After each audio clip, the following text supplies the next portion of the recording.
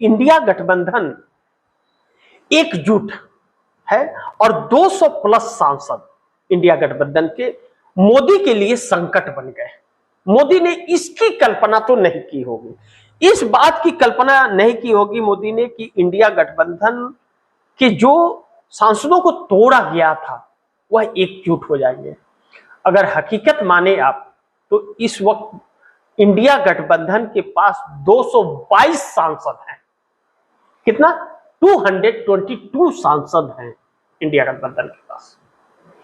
India गठबंधन के सांसदों की संख्या बढ़ रही है।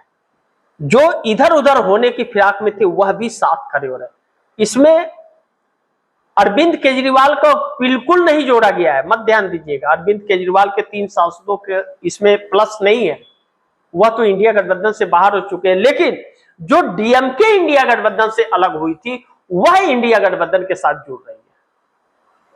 इंडिया गठबंधन के हर फैसले में अब साथ खड़ी हो रही है। जब से पोल ट्रैक का सर्वे आया है और पोल ट्रैक के सर्वे ने यह कहा कि इंडिया गठबंधन को 280 से 300 सांसद चुन करके आएंगे, इंडिया गठबंधन की सरकार बनेगी और एनडीए के वोटर्स उसका साथ छोड़ रहे हैं और 200 से 240 पर सिमट जाएगी, तब से डीएमके के स्टालिन का दिमाग ठनक गया है। वह इंडिया गठबंधन के साथ, देखिए विजय थालापति ने तमिलनाडु के अंदर डिलिमिटेशन बिल को लेकर के प्रस्ताव रखा तो डीएमके ने सपोर्ट किया कि डिलिमिटेशन बिल के हम खिलाफ रहेंगे, डिलिमिटेशन बिल हम पास नहीं होने देंगे, उसे स्वीकार नहीं करेंगे। जो डीएमके समझौता कर रही थी भारतीय जनता पार्टी से, बार्गेनिंग चल रहा था स्टालिन के साथ, वह अचानक उसके खिलाफ हो गई तो नरेंद्र मोदी को कदम खींचना पड़ा। चंद्रबाबू नायडू भी अब मोदी का साथ छोड़ेंगे, नहीं तो पार्टी टीडीपी उनकी टूट जाएगी, क्योंकि अब मोदी के साथ जो भी रहेगा जनता उसका साथ छोड़ देगी।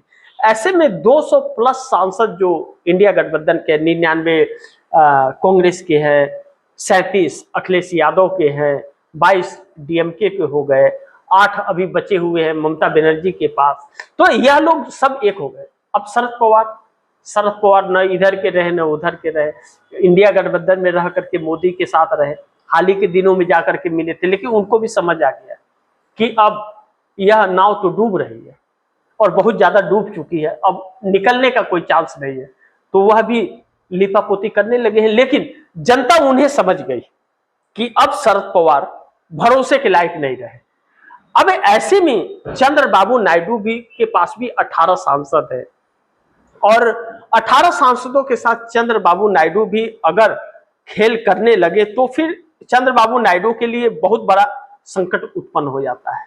और कि अगर 18 सांसदों को बचाना है तो 18 सांसद किस काम के रहेंगे? सरकार गिर जाएगी तो फिर से चुनाव होने लगे, मध्यवर्ती चुनाव अगर होती है और सरकार गिर जाती है, मध्यवर्ती चुनाव होती है, चंद्रबाबू नायडू मोदी को समर्थन देते रहे और भारतीय जनता पार्टी के सांसद छोड़ दें, इस्तीफा दे दें, तो क्या चंद्रबाबू नायडू सरकार बचा लेंगे?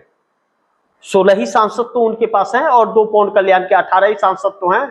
नीतीश कुमार के पास 12 ही सांसद है ना, 2 सांसद इस्तीफा देकर के पार्टी छोड़ रहे हैं। सांसद ही से इस्तीफा देकर पार्टी छोड़ने के लिए तैयार है। नाम क्या है? नाम गिरधारी यादव बांका संसदीय क्षेत्र और दिनेश चंद्र यादव मधुपुरा संसदीय क्षेत्र। कह रहे हम इस्तीफा दे देंगे सांसद से, लेकिन आपके साथ अब नहीं रहेंगे, या तो आप एनडीए छोड़ दीजिए। वह पार्टी का विरोध नहीं कर रहे, वह तो कह रहे हैं कि सीएम की कुर्सी जेडीयू के पास रहनी चाहिए, यही बात तो कह रहे हैं। तो नीतीश क्यों नहीं चाहते यह कि 85 एमएलए की ताकत है 12 सांसद की, तो कुछ तो घालमेल है।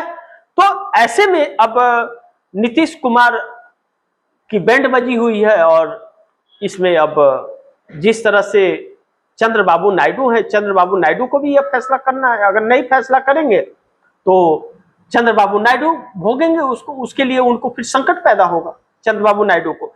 और अब ऐसे में मोदी को छोड़कर जो 120 प्लस नेता इस्तीफा दे दिए हैं, सामूहिक इस्तीफा जिन्होंने दिया, तो वह सामूहिक इस्तीफा अब भारतीय जनता पार्टी के लिए लेने के देने पड़ रहे। ऐसे में इंडिया गठबंधन मध्यवर्ती चुनाव अगर होगा या आने वाला चुनाव, तो वह तकरीबन 300 सांसदों के साथ सरकार बनाएगी।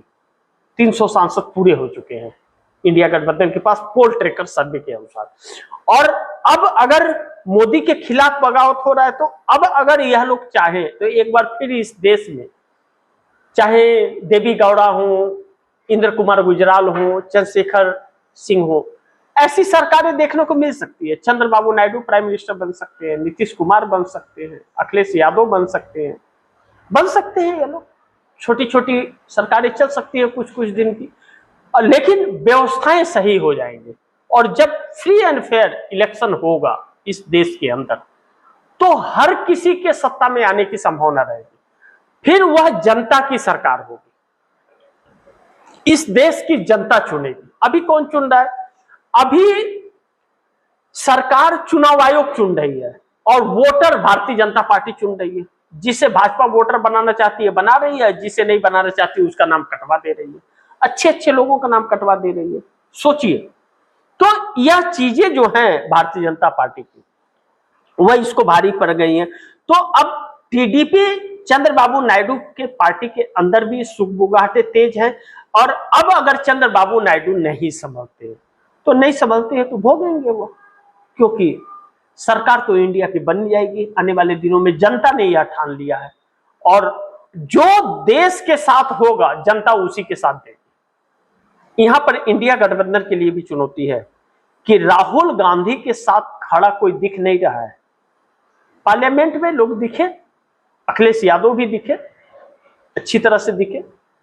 अखिलेश यादव पूरी तरह से साथ हैं कांग्रेस के और राहुल गांधी लड़ाई लड़ रहे हैं, लेकिन राहुल गांधी पूरे देश की लड़ाई लड़ रहे हैं, पूरे देश को बचाने का, संविधान को बचाने का, लोकतंत्र को बचाने का, क्योंकि कांग्रेस ने लोकतंत्र और संविधान दिया है इस देश को।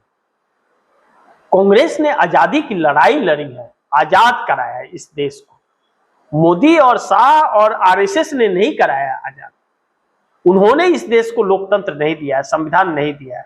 यह लोग तो लोकतंत्र और संविधान को हड़पना चाहते हैं, यह जनता समझ गई है, वह युवा समझ गए। तो राहुल गांधी जब लड़ते और जूझते हुए और हर मुश्किलों का सामना करते हुए दिखते हैं तो वह जेनजी राहुल गांधी की पसंद बन जाते हैं, राहुल गांधी उनकी पसंद बन जाते हैं और राहुल गांधी उस जेनजी के लिए कुछ भी करने को तैयार होते हैं।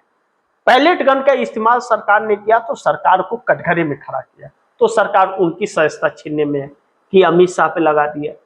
अमित शाह है कौन भाई? नौकर ही है ना इस देश का। मोदी है कौन? नौकर ही है ना इस देश का।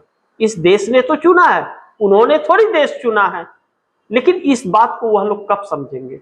अभी तो नहीं समझ रहे, जिस दिन कुर्सी जाएगी समझ आ जाएगी। लेकिन परिवर्तन शुरू हो चुका है और इन लोगों का कंट्रोल खत्म हो चुका है और भगदड़ रोक पाना मोदी के बूते की बात नहीं रही।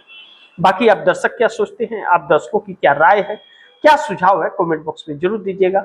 इस खबर को ज्यादा से ज्यादा शेयर कीजिएगा, अपने दोस्तों को भी कहिएगा आगे शेयर करें। और आपने टीएबडी इंडिया न्यूज़ 24 को सब्सक्राइब नहीं किया, सब्सक्राइब कर लीजिए, अपने दोस्तों को भी कहिएगा सब्सक्राइब करें। मिलते हैं अगली खबर के साथ, तब तक के लिए नमस्कार।